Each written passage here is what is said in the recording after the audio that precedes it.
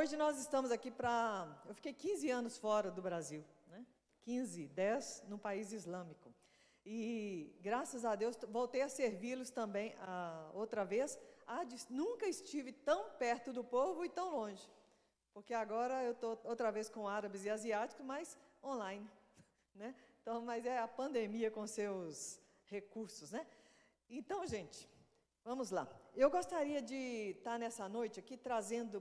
antes de falar alguma coisa da Palavra de Deus, aliás, tudo é da Palavra de Deus, mas antes de ler e falar, eu queria compartilhar um slide aqui com vocês, informações, talvez. Eu fiquei meditando o que é que eu poderia falar, né, no culto de missões. Sempre penso, né, porque eu só falo de missões, só escuto música de missões, mas eu fiquei pensando, e eu me lembrei de uma vez que eu cheguei no Brasil e muita gente falou: minha igreja morreu, está muito frio, o pessoal não é mais aquele fervor de sempre. A gente sempre ouve falar essas coisas, mas muitas das vezes, irmãos, nós não entendemos que estamos numa batalha espiritual e o inimigo quer roubar da igreja aquilo que Deus está fazendo. E eu vou começar aqui com o versículo de Amós, que diz, né, que vem dias, diz o Senhor, em que o que lavra alcançará o que cega. Na minha versão aqui está dizendo o seguinte: está chegando o dia em que o trigo crescerá mais depressa do que poderá ser colhido. Amém? E muitas vezes Deus está falando de lavoura com relação a missões. Então eu gostaria de trazer uns dados aqui para você. Talvez você vai dizer que nós, até 1980, o Brasil, eu me lembro quando o Papa veio no Brasil em 84, o Brasil era o país mais católico do mundo. E eu vou trazer alguns dados para você aqui, para você ver todas as coisas que Deus fez no Brasil e no mundo, tá bom? Vamos ver se está funcionando. Então, primeira coisa, é importante nós entendermos que estamos numa batalha espiritual.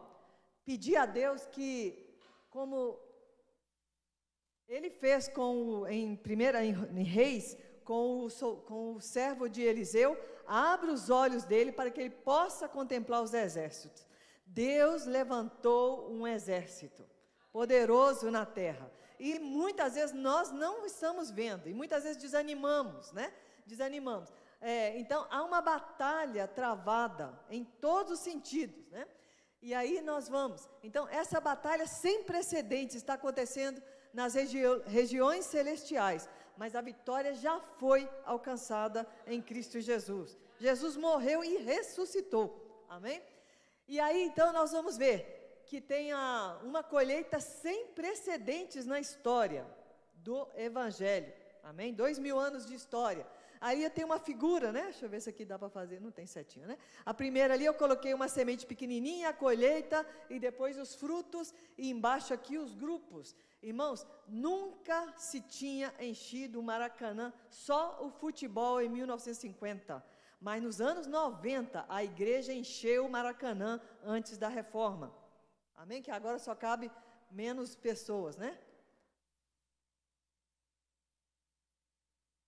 Ai mesmo, eu virei para cá. Podia ter ficado com o computador, né? Não quer ir, não. Foi não. Foi. Então, olha, aí foi demais. Volta aí fazendo um favor. Não, desculpa, esse negócio está dando muito certo, não, vamos ver. Aí. Então, irmãos, olha, onde chegou o Evangelho? Os evangélicos do mundo eram a Europa e a América, mas de 1960 nós tínhamos 84 milhões de cristãos no mundo. Nos anos 2000 passamos para 420 milhões de evangélicos, de pessoas confessando Jesus Cristo como Salvador. O surgimento das missões evangélicas, nos anos 79 e 80, nasceu a primeira missão evangélica do Brasil, que é a Missão Antioquia, e muitas outras foram surgindo durante esse período de pós-guerra, não só no Brasil, mas também no mundo. E isso, a igreja cresceu em lugares da perseguição religiosa, onde dizia, é proibido pregar o evangelho Ali estava crescendo a igreja, na Etiópia, no Sudão, na China, na Índia e nos países muçulmanos. Até ideologias foram caindo. Alguns aqui que são mais velhos, né, vão lembrar que a queda do Muro de Berlim, o fim do comunismo na Europa, a Albânia, até 1990 estava escrito na sua Constituição: Deus não existe. Mas a missão Antioquia já tinha uma missionária lá dentro, e depois caiu, a Constituição foi refeita e tiraram a frase Deus não existe. Deus começou a agir de uma maneira maravilhosa. Deus respondeu ao povo que clamou para que caísse a cortina de ferro, o ateísmo. Quem conhece a história do irmão André, de Portas Abertas, sabe o que era feito para levar o evangelho. Temos uma igreja na Rússia. Amém? Então, não sabemos os nomes daqueles que rogaram, mas hoje tem igreja na Albânia. Agora mesmo estava conversando com alguém lá. Tem uma igreja no Sudão, um avivamento entre os gabiles. Nos anos 90, 6.000 gabiles se converteram, e o país fez uma lei chamada Lei Anticonversão para parar o que Deus estava fazendo, mas não parou, eles continuam se convertendo. A gente não pode mostrar as fotos, irmãos, por segurança, mas eu digo para vocês, eu vi fotos de pessoas penduradas nas portas, o local lotado, e pessoas nas portas para ouvir a palavra do Senhor. Então, muitas vezes nós ficamos no nosso cantinho pensando que Deus está fazendo quase nada, ou às vezes olhando para o pastor ou para alguma coisa, alguns desistindo, mas Deus está fazendo. Os países islâmicos, nunca se ouviu falar de tantas conversões como nos últimos 30, 40 anos. Pessoas que sonharam com o homem de branco, com o homem no poço, Deus salvando vidas, né? Eu tenho vários testemunhos. América Latina, Ásia e África, hoje é uma força multicultural no mundo. Eu estava falando com o pastor, eu faço parte da Interserve, 170 anos. A língua lá é o inglês, mas eles agora estão assustados, porque estão vindo coreanos, argentinos, brasileiros e pessoas que estão se juntando a ele na evangelização do mundo. Coisas que não acontecia antes, né? Somos bem aceitos entre campos fechados, nos adaptamos bem às culturas distantes. Deus levantou o terceiro mundo para fazer a sua obra, para ser sua testemunha. Então, eu trouxe algumas fotos de alguns obreiros da nossa igreja que foram, né? Foram para o Azerbaijão, Quirguistão, Moçambique, foram para o mundo árabe, senegaleses, indígenas, vários, né? Eu não pus todos aqui que já estão mais antigos, mas Deus levantou até dentro da igreja wesleyana. Coisa tremenda, irmãos, da gente, assustador. Nós fomos para o meio dos indígenas, olha os tipos de culturas onde nós nos metemos. Coisa que só Deus pode fazer. Ontem eu fui lá no Regina, eu fui para o Regina fora ali, e quando eu era jovem, né, na igreja wesleyana, eu pregava na congregação do Washington Pires. Irmãos, eu me lembro de um dia que eu fui com uma sandalinha que eu comprei de R$20, ela foi desgastando, eu ia 3 vezes no domingo para lá, 40 minutos a pé.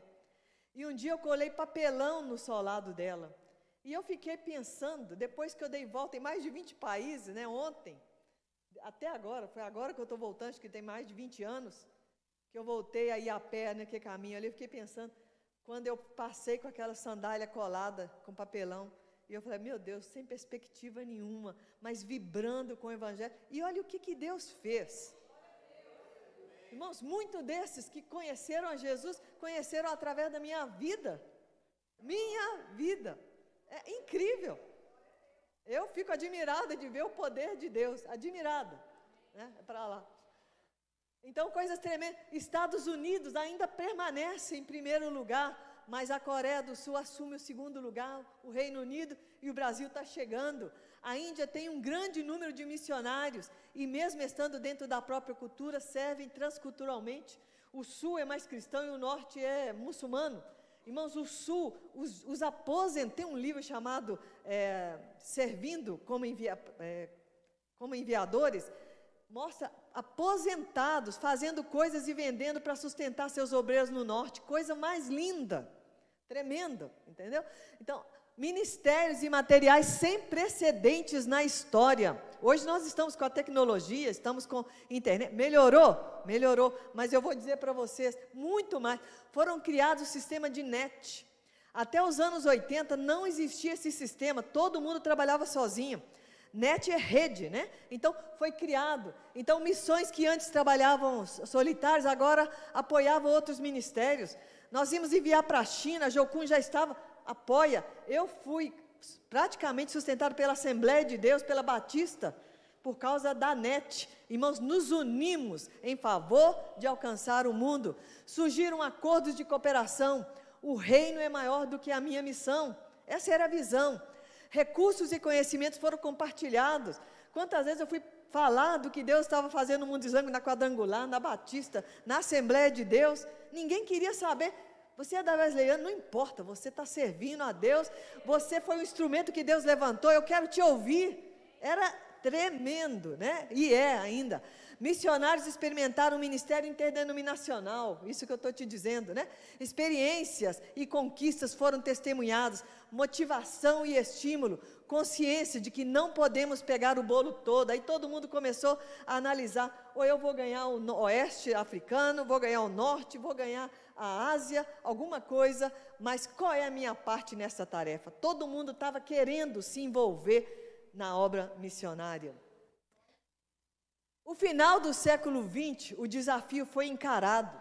Irmãos, aí o movimento AD 2000 foi lançado em 89, talvez você vai dizer, 89 eu estava nascendo, mas para você ver que o que você está vivendo hoje é recente, amém? É recente.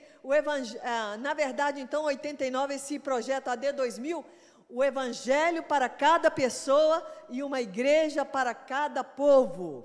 Mesmo com críticas, muito se alcançou. A ênfase na janela 1040, ninguém sabia o que é isso. De repente, você ia pregar naqueles barracãozinhos, sabe? E as irmãzinhas, aquelas de coque, na época, tinha muito legalidade. Irmã, eu estou aqui orando pela janela 1040. Teve a minha colega, foi numa igreja que falou assim, a janela nossa aqui é mais de 10 por 40. Eu falei assim, oh meu Deus, para você ver, mas ouviu-se falar, chegou a mensagem, apesar de não ter internet, de não ter nada, a mensagem chegava, e eu vi irmãzinhas de um bairro lá do Vista Alegre, lá que era favela ainda, né? Estava começando. Irmãos, eu vi uma irmã com um cartãozinho, povo não sei o que da China, tantos que não ouviram falar o evangelho, fala a língua tal, e aquela irmã orava para aquele povo, não sabia nem onde ficava, mas orava, né? O grande aumento da pesquisa sobre os povos no mundo.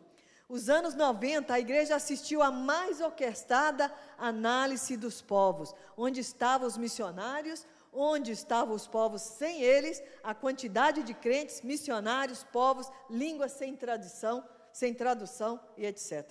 Nós ficamos sabendo de detalhes, né? Outros projetos, intercessão mundial, cada povo pertencia a uma lista, chamada do projeto Josué, que recebia oração, visitas ministeriais, trabalhos foram iniciados e igrejas plantadas. O projeto Josué foi lançado em 1995, coordenação de estratégias, pesquisas, esforços, catalogou 12 mil povos sem Cristo. Uma coisa linda, uma igreja para cada povo. Aí as igrejas que não tinham missionário adotavam um povo em oração, em oferta e orando para Deus levantar missionários, né? Aí, dos 1.583 povos, 1.084 começou a registrar equipes de plantadores de igreja. E 487 demonstraram evidências de congregações. Coisas que eram zeradas, começou a fazer. Esta pesquisa não analisa povos com menos de 10 mil. Então, muito mais se foi feito. Amém? Eu não vou falar disso aqui, não. O evangelho para cada pessoa, né? Então, nós vamos ver a tradução das escrituras, todo tipo de ministério foi surgido. Irmão, só ouvia falar de pregadores, evangelistas. Nesse movimento, começou a surgir várias classes de ministério. Tradução da Bíblia, que ninguém nem ouvia falar o que era isso. Começou a surgir combinados de sociedade bíblica, etc. Começou a traduzir o evangelho. Aí eu não vou entrar nesses detalhes, não. Tá? mas aí tem alguns detalhes, como de todas as coisas que foram feitas, recursos que foram disponibilizados. O Brasil, irmãos, entrou na onda, porque quando o Brasil foi tetracampeão, os atletas de Cristo, um ministério novo no Brasil, alguns aqui conheceram falar, o filme Jesus foi traduzido quase todos os idiomas. Eu tenho uma versão com 5 idiomas da região dos árabes, irmãos, com a introdução feita por jogadores brasileiros. E meu colega trabalhava em alguns países muçulmanos, mais africanos, que amarravam um lençol de uma árvore a outra, e 2, 3 mil pessoas assistindo o filme Jesus numa noite, dia de semana. Uma coisa tremenda. O Tafarel e outros, né, que quem lembra lá de Atletas de Cristo. Então, 128 milhões de pedidos de informação, porque no final do vídeo tinha um lugar para escrever carta, ainda era carta, tá? TV, quando começou, muitos começaram a criticar, falando que era do diabo, né? Mas um instrumento de grande percussão, jamais usado nas proporções atuais. Você liga a televisão de madrugada, de qualquer hora, o que você ouve? Pregação da palavra de Deus. Depois a gente vai pregar sobre isso, né? Até no Oriente Médio, irmãos, tem igrejas antigas do Oriente Médio que resistiram, ainda tem testemunhos pessoal, onde o pessoal é restrito.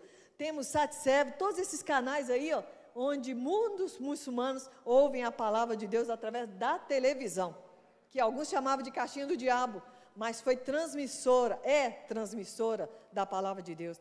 Esses dias mesmo ouvi falar de alguém que ouviu de madrugada, um artista, ministérios especializados, só para vocês terem uma ideia. Eu não quero ser cansativa não, mas não sei se estou sendo, né? Ministério de áudio, ninguém fazia, irmãos, eu tinha uma caixa na minha casa, que a gente trabalhava com mulheres, mulher só trabalha com mulher, a maioria dos muçulmanos são analfabetas, desenharam a história do nascimento de Jesus numa revista e gravaram o áudio em cassete. E você entregava uma revistinha e a mulher ia ouvindo a história de Jesus e olhando os desenhos. Todo mundo tinha o direito de ser alcançado. Pessoas foram usadas como desenhistas, outros para gravar o áudio. Coisa linda. Rádio cristã. Irmãos, programas foram levados, muitos entravam no mundo árabe, aprendiam o idioma, iam para a Europa e faziam programas transmitidos pelo rádio, onde pessoas ouviam e escreviam para ser discipuladas. Quando eu entrei nesse tal país, tinha 90 homens fazendo estudo por correspondência por causa do rádio. Mais homens do que mulheres, porque as mulheres eram analfabetas. O filme Jesus, a internet começou, aí estava começando a internet. Hoje a internet é o boom do momento, né? Tudo está acontecendo pela internet. Sociedades bíblicas, tradução, literatura cristã, educação teológica à distância. Todo mundo tinha que se matricular e ir na escola todo dia, ficar ali 3, 4 horas, ou morar na escola. Agora começou a surgir por distância, agora online. Olha o que Deus está fazendo. Cursos bíblicos por correspondência, assistência e desenvolvimento, trabalho médico missionário. Surgiram missões só de médicos, médicos sem fronteiras, médicos não sei o quê, asas de socorro, para levar pessoas para fazer parto, para levar médico, para fazer aquilo. Aviação missionária, aviões à disposição da obra, ministério marítimo, barcos que que vão para os portos, levar o evangelho para cidades portuárias, obreiros de curto prazo, ministérios infantis, os alcances das seitas, a evangelização urbana, surgiu pessoas para evangelizar urbanamente, os grupos de skinhead e etc., né? Cooperação internacional, intercessão mundial. Hoje nós temos o CMO, o Dia Internacional da Oração e a volta do Senhor.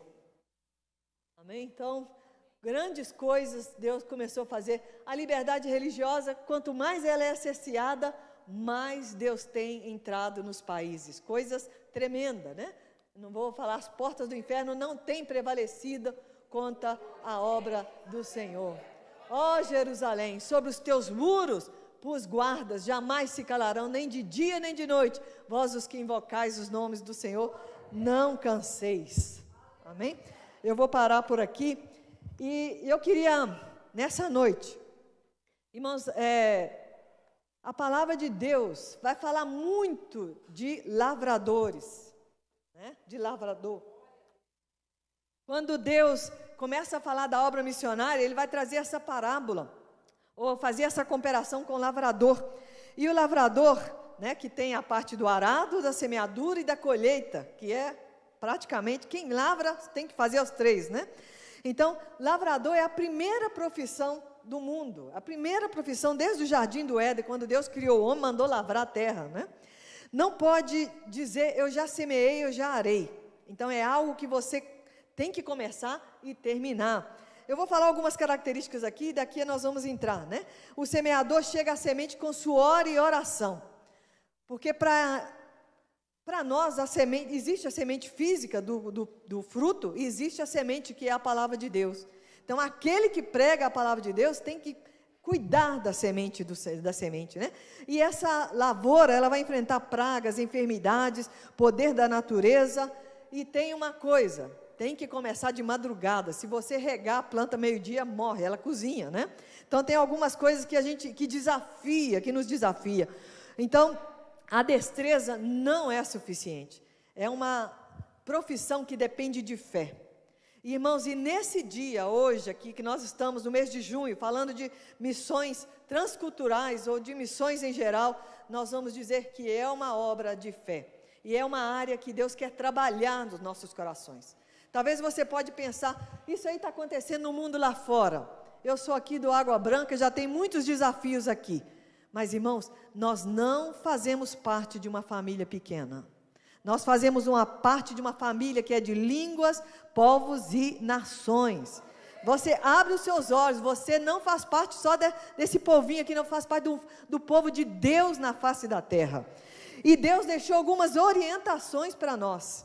Algumas orientações. Se você tiver sua Bíblia aí, seu celular, nós vamos ler alguns textos, tá bom? Então, a primeira recomendação ou orientação que Deus deixou para nós, está lá em quando começar. Nós vamos pensar um pouquinho sobre isso. Eclesiastes 11, 4. Olha o que Deus vai orientar a gente, né? 4, Eclesiastes 11, 4. Quem fica esperando que o vento mude e que o tempo fique bom, nunca plantará, nem colherá nada. Deus faz todas as coisas, e como você não pode entender como começa uma vida dentro da barriga de uma mulher, assim também não pode entender as coisas que Deus faz. Semeie de manhã e também de tarde, porque você não sabe se todas as sementes crescerão bem, nem se uma crescerá melhor do que outra. Irmãos, é tremendo quando Deus instrui a gente. Então, se você ficar olhando, porque muitas pessoas esperam, quando eu tiver dinheiro, eu vou ofertar para missões. Quando eu me casar, eu vou fazer missões. Quando eu me aposentar, eu vou fazer missões. Mas a palavra de Deus diz que aquele que olha para o tempo, para as nuvens, para o céu, não vai plantar e nem vai colher. Então, Deus traz para nós essa orientação. Qual é o tempo de começar a semear? É hoje. Eu só tenho 10 reais. Eu vou semear 10 reais. Eu só tenho 10 minutos por semana que eu posso orar pelo que Deus quer fazer nesse mundo. Eu vou dedicar meus 10 minutos, porque eu vou começar a semear. Amém, irmãos? Então Deus nos envolve, e Deus não quer que ninguém fique sem colher nada. A palavra de Deus diz, será que alguém vai se apresentar ao Senhor com as mãos vazias? Não pode, não existe. Porque existe algo em nós que precisa ser multiplicado. Amém? A essência é de Deus. Então, eu me lembro aqui do testemunho da Naíma, quando eu fui para lá, que nós montamos o projeto com mulheres, nós fomos comprar tecidos, né? E eu levei 100, vamos supor 100 reais. E chegando lá, eu consegui comprar o que eu queria por 80. E aquela menina era totalmente muçulmana, eu estava morando com ela, e ela olhou para mim, quando ela me ajudando a comprar, porque eu não tinha árabe ainda, né? Ela falou, o cara fez por 80, ela falou assim, pede uma nota de 100, uma nota fiscal de 100, porque 80 é o que está custando, mas é você que está conseguindo os 20 de desconto. Então, os 20 é seu e a nota é de 100 da empresa, porque é você que está conseguindo. Irmãos, semeia de manhã e de tarde e não retirem a mão deles. Eu estava começando ali, e naquela hora eu falei com ela, assim, eu sirvo a minha empresa como eu sirvo ao meu Senhor. Eu jamais faria isso com o meu Deus, e eu jamais vou fazer isso com a minha empresa.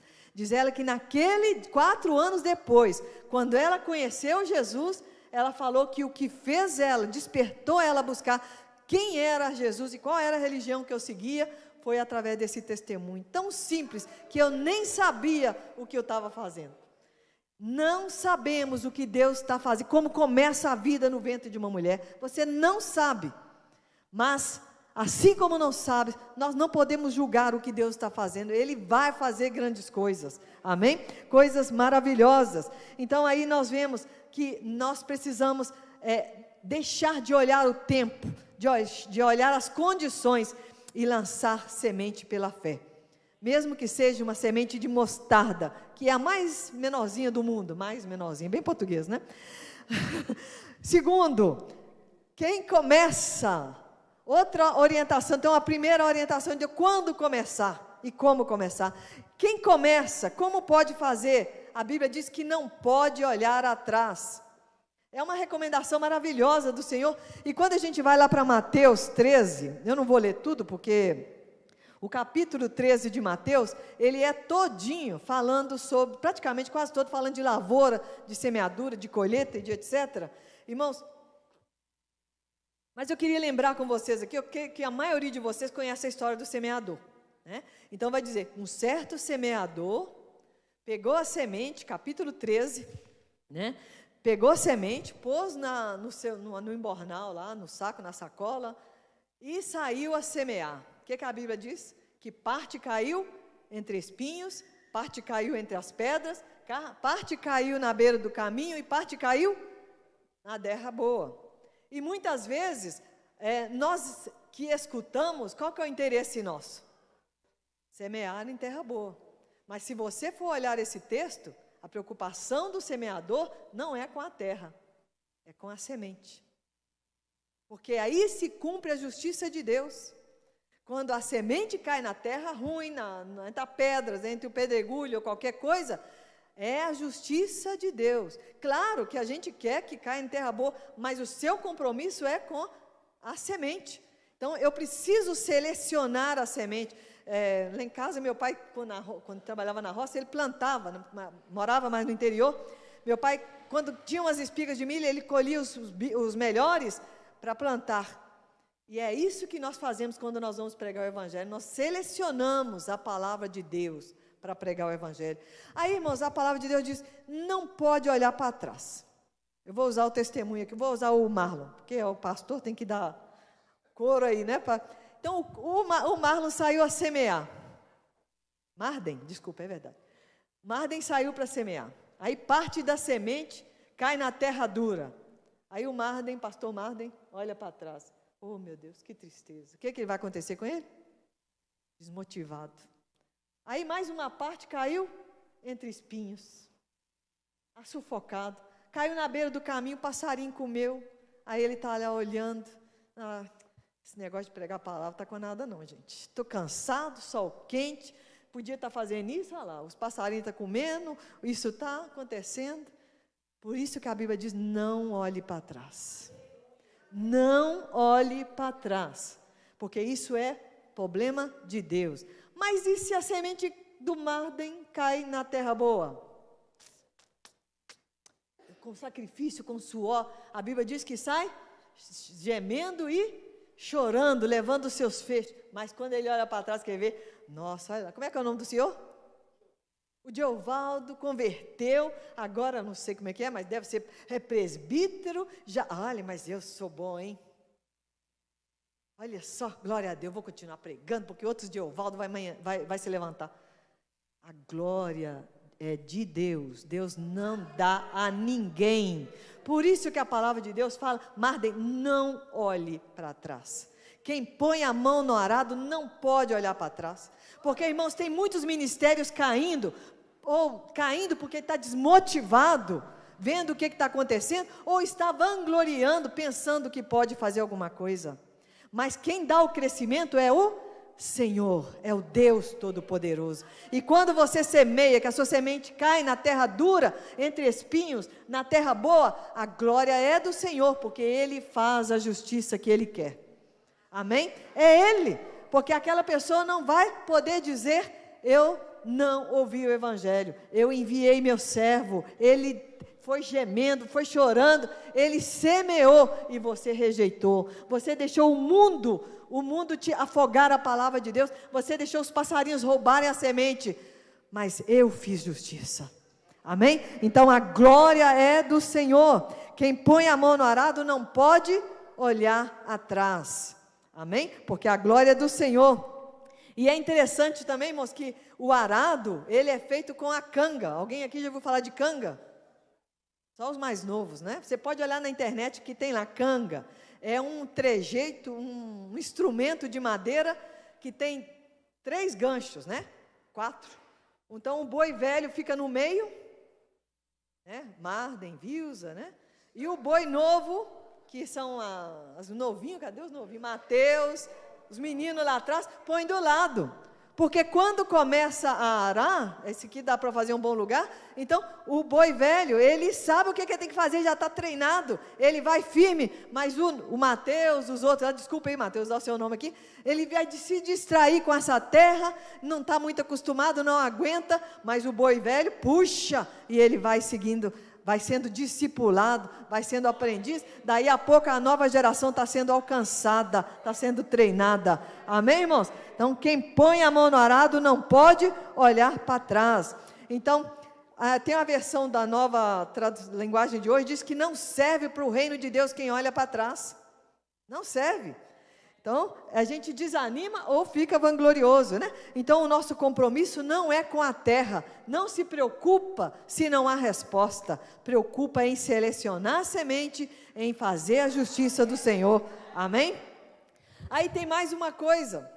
Talvez diante de tudo isso que eu falei aqui, você fala assim, mas essa televisão aí tem cada coisa.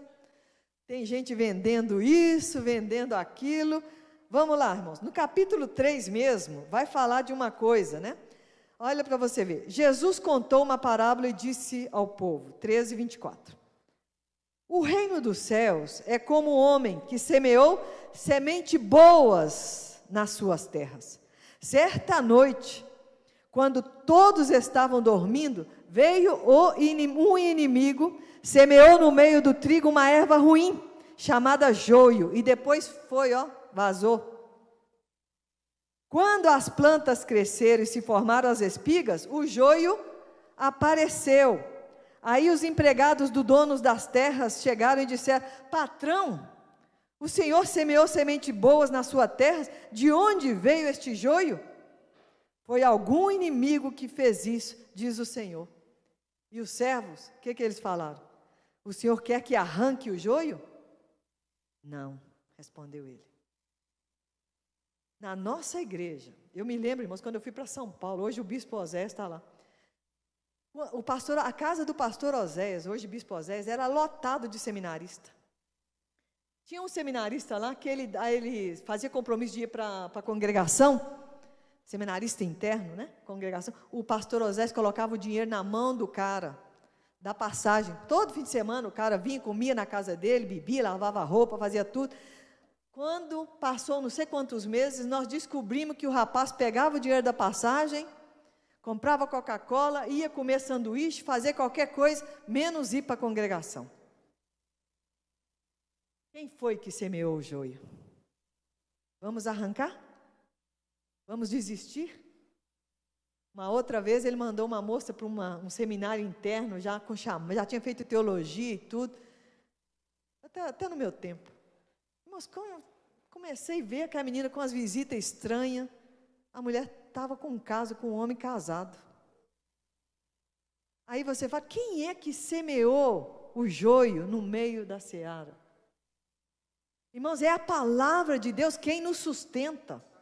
Eu estou dizendo para você, tudo isso que eu contei aqui, todo esse movimento, e agora está fervilhando mais ainda, quem está com os olhos abertos está vendo o que Deus está fazendo, Talvez você está pensando que só você é zeloso, que só você ficou, que só você teme a Deus, mas Deus está dizendo, eu tenho 7.000 que não estão dobrando o joelho a esse mundo, eu tenho 7.000 que estão pagando o preço. E irmãos, é olhar para esse aqui que nos faz caminhar para frente, que nos faz investir, que nos faz levantar de madrugada e cuidar da lavoura, que nos faz regar ao meio-dia, fazer aqui o que aprouve. Mas se nós ficarmos assim, não vamos lá arrancar o joio. Eu vi um pastor, um grande pastor da história do movimento brasileiro, nesse dia no devocional, ele falou que arrancou o joio. E ao arrancar o joio, ele arrancou alguns trigos. A gente não pode perder nada, meu irmão. Não pode perder nada. Deixa o joio crescer. A Bíblia diz que quando eles crescerem, vai se ver a diferença pelos frutos. E é Deus. Aí, mais no fim, você vai ver lá, o que vai acontecer com o joio? Na colheita, ele será juntado em feixe e será queimado. Mas aquele que for trigo, o que vai ser? Deus vai recolher para ele. É esse o nosso propósito, é isso que nos motiva. Deus vai fazer justiça no final. Deus vai cuidar da nossa semeadura, vai cuidar da nossa lavoura. Sabe, irmãos, às vezes eu fico pensando, eu lembro que uma vez fui pregar numa igreja, e todo mundo falando que a igreja acabou, que etc. Deus falou, eu comecei a chorar, falei assim, meu Deus, eu não tenho ânimo para pregar, o que eu vou pregar? Mas Deus falou comigo, repreende o espírito de Elias. Só eu fiquei, só eu sou zeloso, só eu sou isso, só eu sou aquilo. Não, eu tenho 7.000. Eu tenho. E eu lembrei também da palavra de quando Ana era estéril, irmãos, e ela foi para o templo, na época que o templo, as luzes já estavam apagadas. Os filhos de Eli roubavam da oferta, profanavam a oferta do Senhor, não temiam a Deus. E Ana fica grávida, e o que ela faz? Oferece o seu filho para o sacerdote mais corrupto que existia. Passa um tempo, o que acontece naquele templo onde Deus já não falava há muito tempo? Samuel, a voz de Deus soou naquele templo. Irmãos, você quer ouvir a voz de Deus? Semeie de manhã e de tarde. Não retire a sua mão da semeadura, porque o Senhor vai fazer crescer. Amém? Deus vai resgatar a sua oferta. Samuel não se perdeu e se tornou o maior juiz e profeta da história do Antigo Testamento. Foi levantado, aquela oferta foi aceita. E muitas vezes nós ficamos, eu vou ofertar porque fulano compra carro, por fulano reforma carro. Irmãos, é problema de quem está administrando mal, mas nós seremos fiéis ao Senhor Deus Todo-Poderoso. Amém? Eu não sei como Deus forma a vida no ventre da mulher, e eu não sei a obra que Deus está fazendo.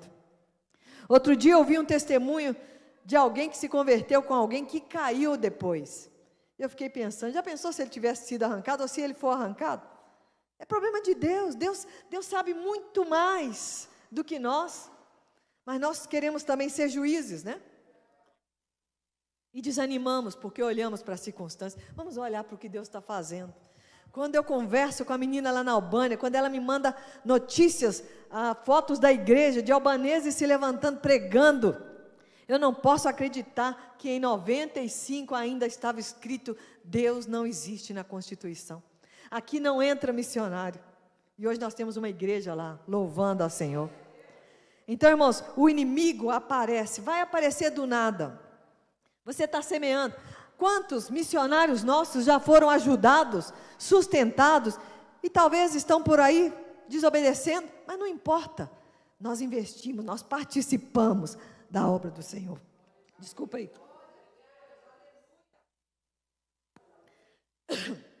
O lavrador, ai meu Deus, eu estou com uma hérnia de hiato, então estou fazendo tratamento, e semana que vem eu vou no médico para ver o que está, 3 centímetros já, né? Espero que Deus me ajude. Então, irmãos, vamos seguir aqui, vamos ver se Deus me ajuda, né? O lavrador, ele vai responder aos ciclos dos frutos. Então, hoje ele semeia, tem que esperar crescer, até a planta realmente dá. Então nós vamos ver que o semeador, ele ama a terra. Ele não ama os frutos mais que tudo, ele ama a terra são as almas. E nós precisamos ter essa dedicação, arar, semear, regar, adubar e para colher. O lavrador, então, a palavra de Deus diz que nós precisamos de lavradores maduros. O que são lavradores maduros? 2 Timóteo 1 vai dizer, Paulo vai descrever as características dos homens dos últimos tempos. Tempos difíceis, tempos de muita dificuldade, em que o homem é amante de si mesmo, de todas as coisas, orgulhosos, hedonistas. Mas no mesmo capítulo está escrito que a palavra de Deus é poderosa para redarguir, para instruir e para ensinar o homem no caminho que deve andar. Então a forma de nós nos mantermos avivados, animados, é buscarmos a palavra de Deus, é entendermos a palavra de Deus. Quem é o lavrador? É aquele que ora, que oferta, hospeda, busca na rodoviária, busca no aeroporto, dá uma roupa, envia mensagem, que anima, exorta, dá a própria vida. Ele responde aos ciclos de toda a colheita, de toda a lavoura. E eu vou dizer para você, pior do que não semear é perder a colheita. Porque perder, e a palavra de Deus diz, Jesus fala, olhai os campos que estão brancos. Irmãos, eu vi um testemunho de uma artista que converteu, talvez você fale, mas isso é fogo de... Não importa, ela está dando o seu testemunho, mas ela converteu, ouvindo uma palavra de madrugada numa TV aberta, e ela está aí, pregando a palavra de Deus. Então, o que nós vamos fazer? Não retiremos a mão, vamos continuar orando, para que esse fruto possa vingar. E nós precisamos amadurecer. Como é que nós vamos entender e ficar assim, não vou motivar não, porque daqui a pouco ela vai buscar a glória. Não importa, irmãos. Você está entendendo a palavra de Deus, o propósito de Deus. A palavra de Deus está dizendo, o joio vai ser semeado, mas ele não vai ser arrancado, e eu vou permanecer firme, acreditando que Deus está fazendo a obra. E para terminar, existe uma recompensa para o lavrador, amém? 2 Timóteo 2,6, sabe o que diz? Que o lavrador é o primeiro a participar dos frutos. Agora, coisa gostosa, né, irmãos? Quando você chega lá, meu pai sempre gosta de plantar, né? Até no vaso de plástico. Agora ele está morando num lugar que ele não tem terra, ele planta no vasinho, e quando o pé de alface cresce, olha aqui, que folha mais gostosa. Ele é o primeiro a comer daquilo ali. Se você sempre, pode ser 10, pode ser... Irmãos, eu tive uma amiga, que era da igreja wesleyana, lá de onde que eu vim, né? Que eu vim lá da igreja do Duval de Barros, e ela falava assim, eu nunca posso dar dinheiro, eu queria dar muito, então eu nunca posso. Uma vez ela falou, nunca ajudou porque não podia dar 150, 200, que ela falou que só podia dar 10. Olha para você ver, deixou de semear e deixou de colher. Enquanto a partir tinha uma irmã dessa igreja, a irmã Terezinha, que hoje está no Senhor, analfabeta. Ela dava R$10 todo mês, ela vendia pano de prato, que ela desfiava e fazia uns bordados lá, vendia os panos de prato por R$10 e mandava um por mês para mim. Com um pano de prato eu comprava 1 litro de leite e mais uns pães. E quando eu chegava, ela falava assim, como é que está minhas árabes? E as cartas que eu mandava, o filho dela lia para ela. Ela lia para ela, e quando eu quero saber, eu quero ver mais das minhas árabes, ela se sentia participante, ela semeava entre os árabes. Amém? Então, irmãos, estamos vivendo tempos perigosos, mas a palavra de Deus nos instrui que precisamos ser maduros pela palavra de Deus. É desagradável comer um fruto verde, não é verdade? Ele prende a boca, mas um fruto podre também é terrível. Nós precisamos buscar o equilíbrio, a hora certa da colheita, a hora certa. O tempo é hoje, não olhe para o tempo, mas comece a fazer missões hoje, no sentido de orar, de interceder, de buscar, de dedicar a sua vida. Amém? Eu queria deixar essa palavra com você, porque o Senhor é aquele que nos abençoe. E vem dias, diz o Senhor, que o que semeia alcançará o que colhe. Você estará semeando, e aquele que colhe já está ali, e o trigo chegará. Você não conseguirá colher tudo antes, e já está semeando de novo. Irmãos, a terra é farta. Deus está prosperando a obra dele. Mas o ruído do inimigo está sendo grande, e está roubando a cena, para aqueles que estão dormindo. Mas pede ao Senhor para abrir os teus olhos, para você ver o que Deus está fazendo no mundo. Amém? Eu estou com uma menina agora, que ela era enfermeira aqui, no centro de Belo Horizonte, no hospital. Largou tudo, está na Inglaterra, trabalhando de babá, de três crianças, uma autista, para conseguir falar inglês, para ir para o mundo árabe. Ganhando salário mínimo por mês. Ela ganhava não sei quanto aqui. Trabalhava no UPA e no hospital no centro de Belo Horizonte. Largou o glamour da enfermagem para ser babá, ficar lá 6 meses ou 1 ano para conseguir aprender o inglês para ir para você. Irmão, Deus está fazendo coisas lindas. Deus está fazendo maravilhas. Então eu queria que nós ficássemos de pé nesse momento.